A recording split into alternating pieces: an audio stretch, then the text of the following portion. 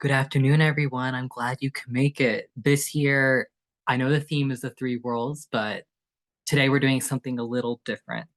And so let's begin. Today I'll be presenting about Bellona and invoking the bloody goddess and her role within modern paganism. The, the quick introduction is that Bellona is a very unique goddess within the context of not only Roman religion, but also beyond that scope. She was a deity that inspired awe, moving the arms of men and soldiers alike, but also great anxiety in terms of the state and her ability to cause mass civil conflict, war, and destruction, but also guarantee victory, sometimes of which could last for centuries, such as her patronage of the Claudians that spanned almost the length of most of the Roman Empire before Augustus came in and picked them off their pedestal.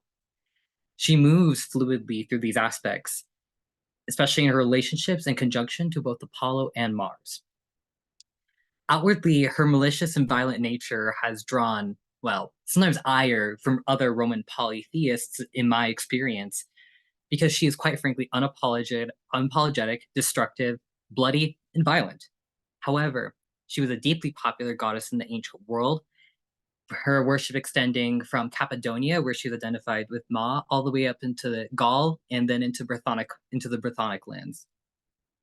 And with her complexity, the basic synopsis of this presentation is that she can inspire the best of paganism and how we can make it better. So this will simply four parts. First, we'll go over Bellona, who she is, then her gender, then her gendering, and that does link to her within her role within paganism, her complexity, and then her within the modern sphere. Dia Bellona, the goddess and her meanings. If I were to give the quick introduction to Bellona, is that she is probably the original Roman war deity who personifies war itself, slaughter, bloodshed, vengeance, destruction, domination, conquest, civil war, civil chaos, the war thunder, but also victory, peace of the state, deeply connected to the moon, prophecy, Roman virtue, and is the divine counterpart of the Roman hero, as in that she personifies the Roman hero as a divinity. And within the many circles of not just Roman polytheism I've been warned against her. She is sometimes unwelcome. And so, of course, just to give a quick synopsis of my lovely lady. Bellona possessed a very unique role. In her temple of Bellona Vicatrix, that was where wars were declared. It was the feudal right that allowed Rome to go to war, and this is where Senate would meet with not only foreign ambassadors, but also among themselves under the watchful eye of the goddess. This continued until Augustus sought to mostly replace the temple of Bellona Vicatrix with that of Mars. As her temple was outside the city, Rome could declare war without bringing within, I suppose, I don't quite know the Roman term, but the miasma of war. As Rome took good care within their own legal and religious setting to have a just war, not just war. Well, just war, but not just a war that revenge and retribution, essentially. Yet she has always possessed her more ecstatic side, which became more prominent with the introduction of Kybele and her Cappadonian equivalent / aspect Ma. She's associated with blood and prophecy, able to give visions to people, usually with offerings of blood, a little bit dark, I know, and was deeply associated with vengeance. She was, as you can tell, very feared by the state. Because just as she could deliver Rome's swift victory and keep their peace, she would just as easily destroy them. And out of any aspect of Bellona, this is the one I have personally seen throughout my studies of Roman history and Roman polytheism, the one that's emphasized the most for swift destruction. So, sort of like reiterating that, but going into a little bit more detailed, Bellona, especially when Greece came down, she became closely iconographically identical to a Fury. Is in that with her bloody whip, she would bring retribution, and to the Roman ruling class, that was quite frankly terrifying. And that the eye of the goddess was always on them. And with her personifying the Roman hero, that is how she bent the state, but her aspect as a Fury is what made them fear her. She's the savior and its downfall. And then quick guide to her syncretism is one of the more fascinating parts. When invoking Bellona, she has multiple different identifications. The most unique one, I think, is Diana, where as Diana is the twin of Apollo and the goddess of war, Bellona could supersede that role, taking the place as its twin, and the hunt within itself is a war. She could also be co-identified with Cappadonian Ma, who was associated with victory and blood. Enyo, which was more of a loose translation, because they're both bloodthirsty war goddesses. That's pretty much it. And then Vacuna, who was another Sabine deity of victory, who Bellona may have her origins in that deity, or they're identified. Now, most of Bellona's iconography and information comes after the 3rd century, except for one cup depicting her as a Fury, and that is why we don't quite know about her relationship to Vacuna. And then the next part of My Lovely Lady is the gendering of the goddess. Bellona, another really interesting aspect that Bellona can present to paganism is how she's engendered as a feminine deity of war. She occupies this traditionally masculine role, but not in a way that Aphrodite or even a little bit of Venus Vicatrix can take on. She is the warrior. She is the Roman fighter. And one of the biggest explorations of her role, the business of butchery argues that she is the divine equivalent to many heroes, such as Aeneas, not in terms of syncretism, but more like she is the divine hero. If any deity were to take on that role, that is her. She expresses the feudal right of the spear, which is deeply linked to the hero, the sword, the shield, the defending of the homeland, but also conversely, the supposed flaws of the hero. After all, most epic heroes tend to have not so savory aspects. We can see with Achilles in his own rage. And then her expression. Bellona, as a quite frankly masculine goddess, is very unique. Roman society very much so heavily emphasized the femininity of ladies. Another really unique aspect of Roman gender was that women were positioned as inherently, vengeful, and that this need to control that vengeance could be quite terrifying. And therefore is the role of the Roman man to become the arbitrator of arete and vengeance for the Roman woman. He is supposed to take on the vengeance. He is supposed to be the one who is retribution. But it is Bellona who, in this divine capacity, is both vengeance and its retribution with her bloody whip. And then segueing more onto this, Roman virtue, as what she personifies, is not quite how we envision virtue today. Roman virtue really comes from vir, meaning man, and is the Roman masculine ideal, defending the state and home, enacting vengeance for women, and other such traits. However, it is Bellona who rules over this, not as personification, that would be Virtus, but rather as the deity who inspires this and causes it to occur. Which is another really interesting aspect, I believe, that I believe could be deeply explored within the modern era. She enacts her own revenge and pushes the warrior to glory and virtue. And then, segueing on to the next part of her complexity, the diversity and range of Bellona. There's quite a bit of repetition here, I will admit, but she's a deeply complex goddess. But in my personal opinion, I will say personal, she isn't a duality like, for example, Apollo is with healing and plague, but rather she is fluid and unapologetic in her negative and positive traits. She has power over the peace of the state. She presides over victory and virtue. She is the battlefield in its war cries of blood and slaughter, and she does, as attested within poetry and Roman art, she enjoys the vengeance and the bloodshed. But she also guarantees the victory. In a way, she is the totality of war.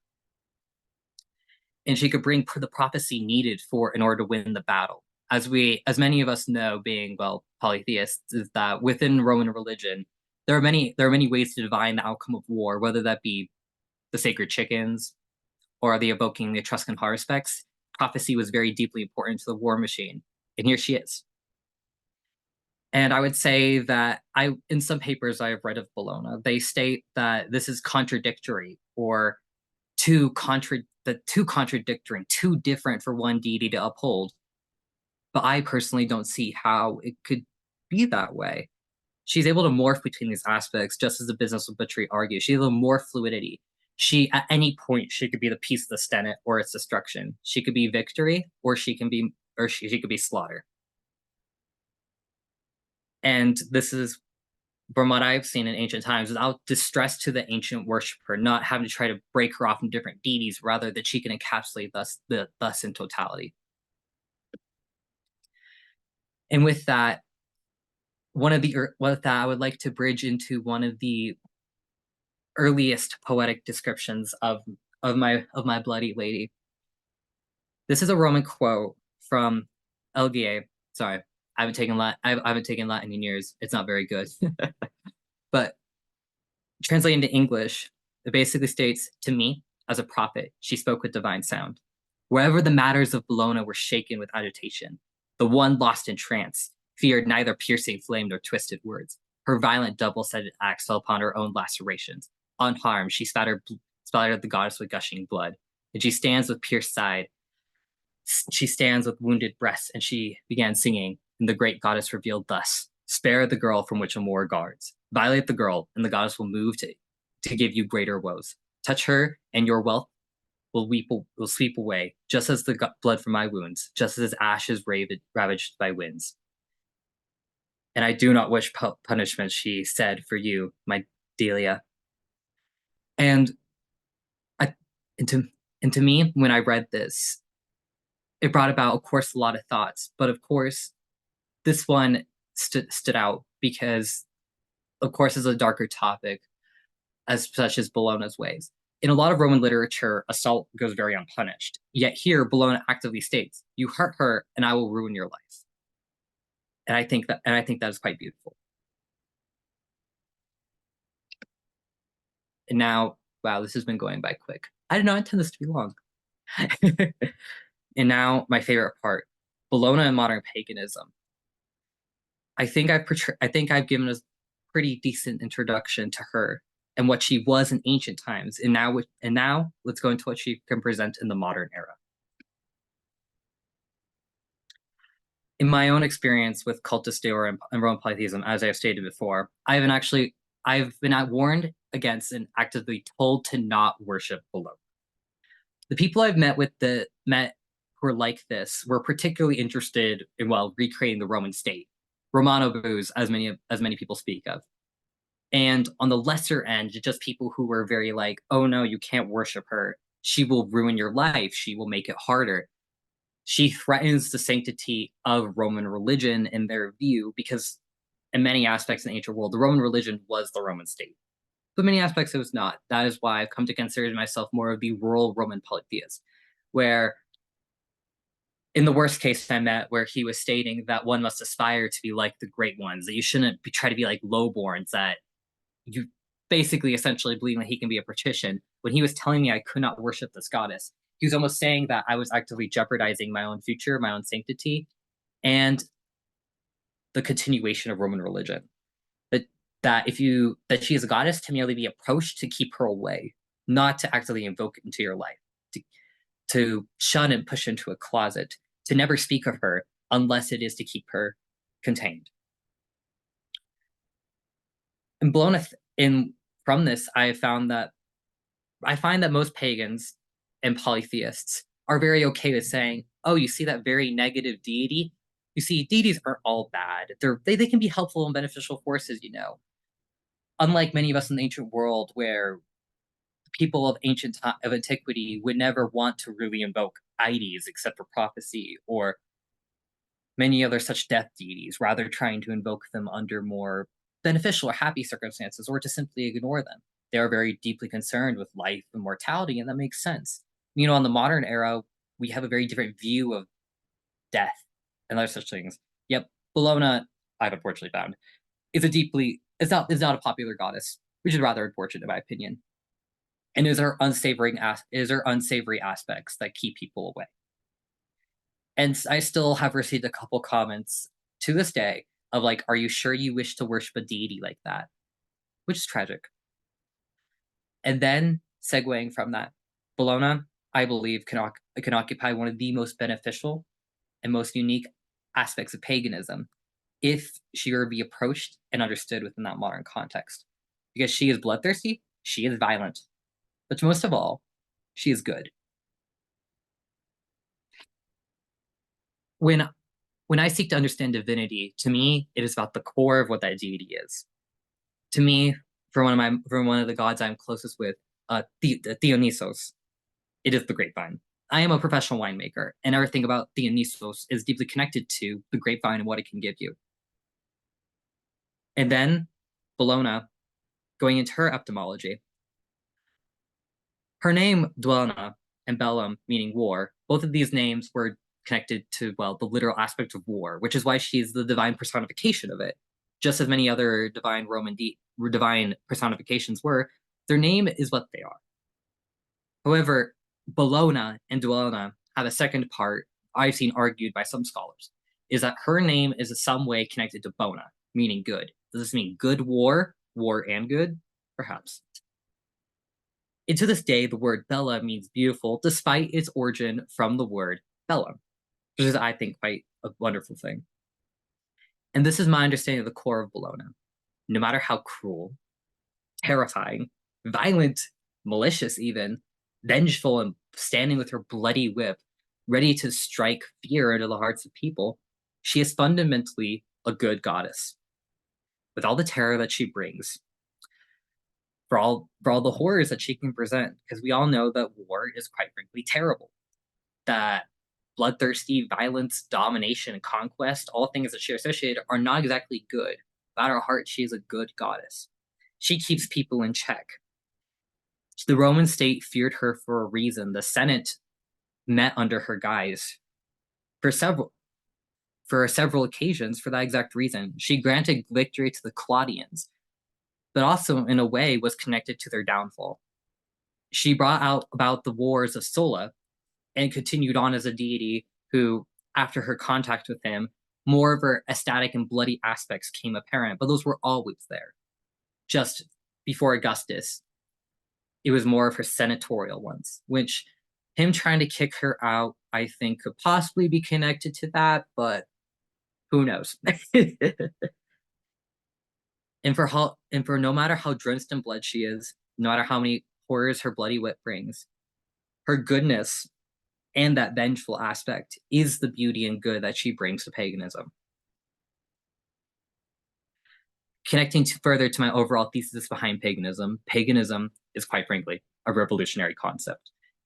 Withdrawing oneself from antiquity and essentially rejecting what society has given you, even if it's just the most casual of relationships, the most uninvolved and unpolitical ones. Paganism itself is a contrarian thing.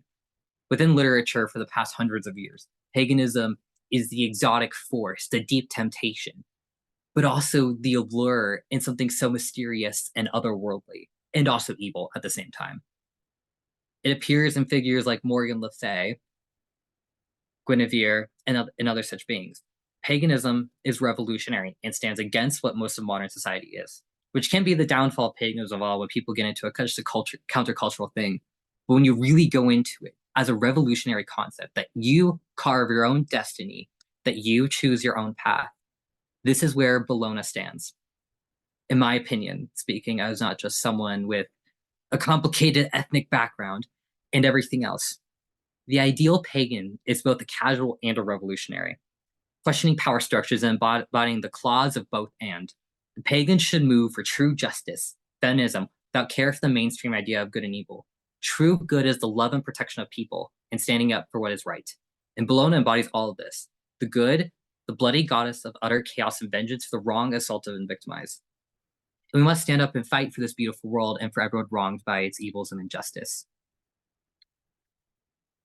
And so, going back to Bellona for what she is, the good, bloody goddess. She's a goddess that quite literally rules over civil unrest and revolution. She is, one could even argue that she is a divine anarchist. No matter what, Bellona is always giving anxiety to the state.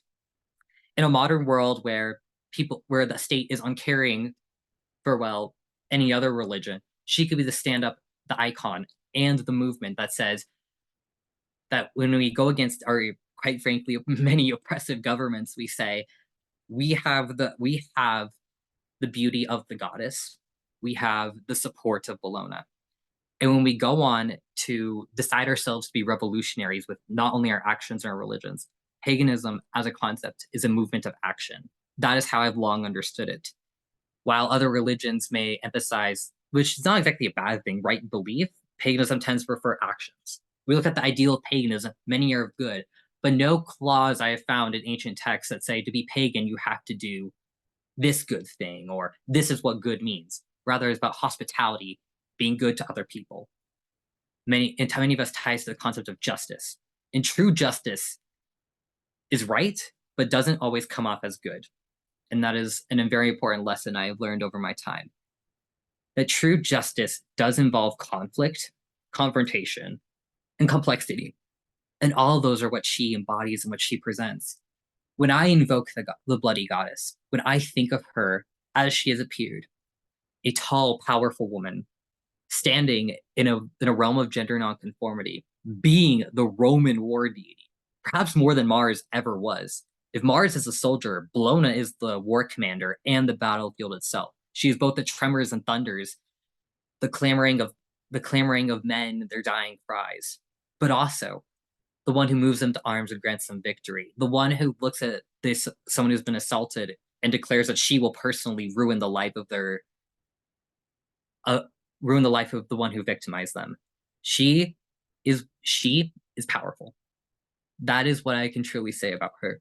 I have never met a deity like her. And I've interacted with many deities. If anyone's looked at my portfolio of everything, from Etruscan deities to Mr. King Arthur to Dionysus to Bendis, quite frankly, everywhere. I quite like to travel. Is that I've never met a deity like her who is so violent and so good. And so when we stand as revolutionaries, as pagans, we can say, for Dia Bellona, you cannot stop us, and we will do what is right. She, one of her ancient roles within the battlefield, was the one who inspires people to take up vengeance, whether that be like from Medea who took up her own vengeance, acting with herself as almost a goddess, the child of Ilios. Well, the grandchild of Ilios, really. Depending on your version. She stands to give you power, strength, and movement. And that is the beauty of Bellona and what she can offer. That, as pagans, I personally don't mind when, well, sometimes admittedly enjoying when my not so supportive family members would, or even strangers, would look at me and think that I'm an evil, devilish thing, as inherently wrong as we all know that is. That we are evil, devilish things going out into the woods to do something. Because what are we really doing? Who knows? When they think of satanic panics and other malicious things that pagans supposedly do, Bellona does have those malicious aspects, but ultimately, she's concerned with justice and truth. And so, if we were to really stand behind her, to quite frankly have her as a popular deity, to move her into the spotlight, to swear ourselves beneath her banners, to go out into the world and say, we will change it, and there's nothing you can do, you can stop it. We will do what is right. Because paganism is counterculture, and it always will be. Even if paganism was the mainstream, you can never quite control paganism. It is its own living force. For the worst, ouch, in the bad. And most of all, Bellona teaches us that it is not wrong to stand against your oppressors. Just to give a quick background, my family, well, my mother's side, comes from Roman Catholicism, and I have a very religious biological mother. And something that emphasizes forgiveness and passiveness, that you just have to let it go. Just let it be. That you shouldn't ever do anything to make it right. That you shouldn't ever stand up because, you just have to forgive and move on. Bellona looks at me and says, don't you just want to let loose? That she says it's okay to, quite frankly, be angry. To be, quite frankly, while you may not want to do it, just to be like a little angry and perhaps a little violent about the wrongs they've given you. I had a very terrible ex-stepfather myself, and he is currently banned from children, just to put it lightly. And she says, well, it's perfectly fine to be vengeful. Look at me. I will give you the tools to make it better. And she is comforting. To have someone so unapologetic and quite frankly accepting of the darker sides of humanity that can be used for good. Everything that she does, her bloodiness, her vengeance, her torches, her spears, her ability to slaughter people, is quite frankly done for her own sake of good. And that, I think, is truly the beauty that she can do when she's invoked with a modern paganism. So let us be revolutionaries and let us stand for good. Under Dia Bellona, may she be the vicatrix and arbiter of victory. Because, we all have a part to play. While none of us can save the world, and quite frankly, that'd be way too much pressure for one person. We must do our part. And she is the one who moves ours.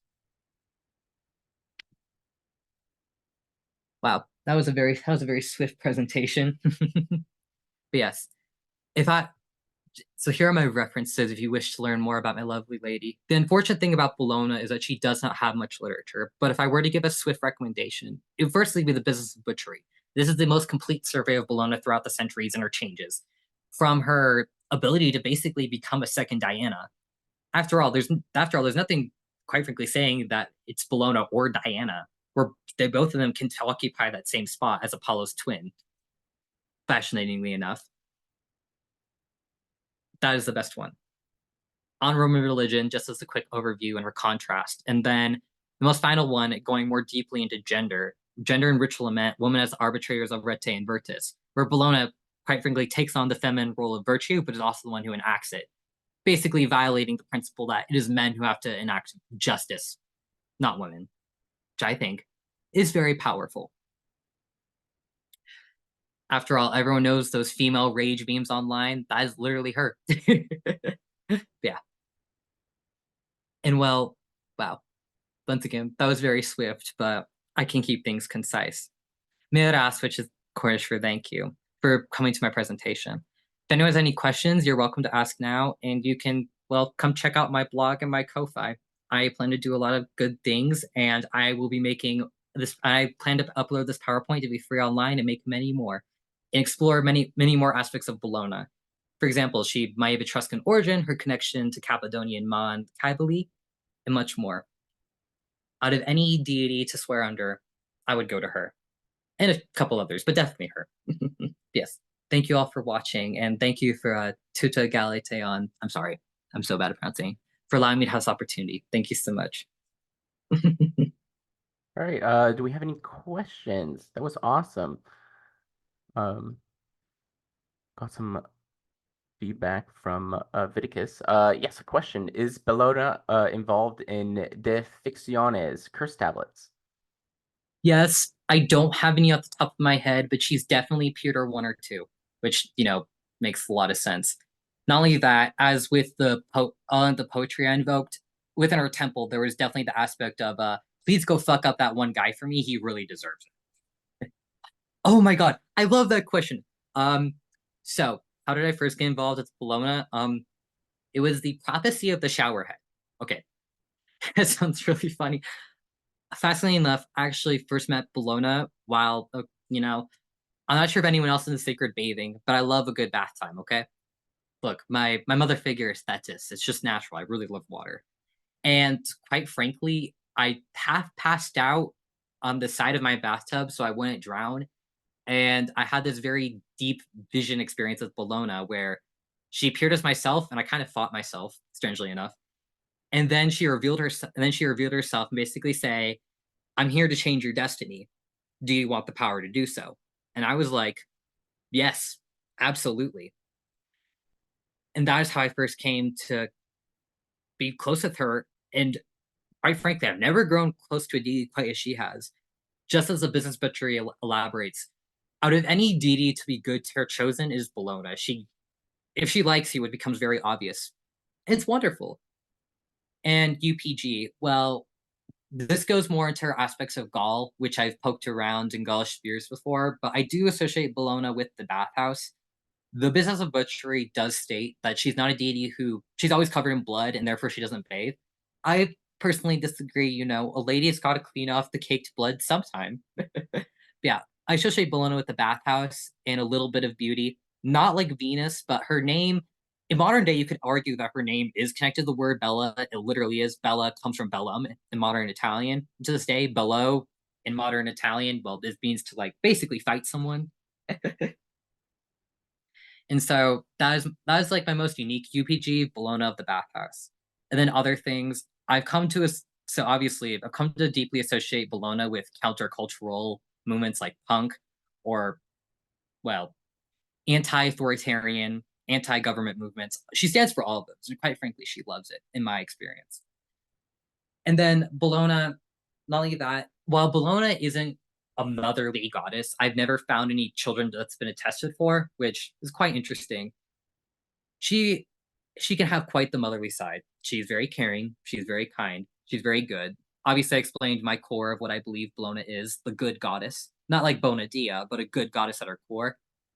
And then, well, Bellona, I also find that Bellona, if you wish to invoke her, she's a deity that gives swift patronage if you swear to, well, be good and be unapologetic and embrace your negative aspects. I admit I'm not to be close to Morgan Le Fay or anything, as everyone knows by now. If you don't, that's why my name is Morgan. They gave it to me. Is that I can be petty. I do a vengeance streak, other things like that. But Bellona basically says, "Well, that's fine. What are you going to do that for?" And it's been actually very helpful as a healthcare worker. For that, I've had to report quite a few bad nurses, and she helps me through that process of basically being the bad guy for a hot minute. So yeah, I guess that's my TLDR on the UPG of Bellona. Many other things I associate her with, well, blood. She's the goddess of blood. Are a little bit obvious, but that was a very nice question. Thank you, Reno. Does anyone else have any questions or wish to just ask about more experiences? As a goddess of prophecy, she's very wonderful.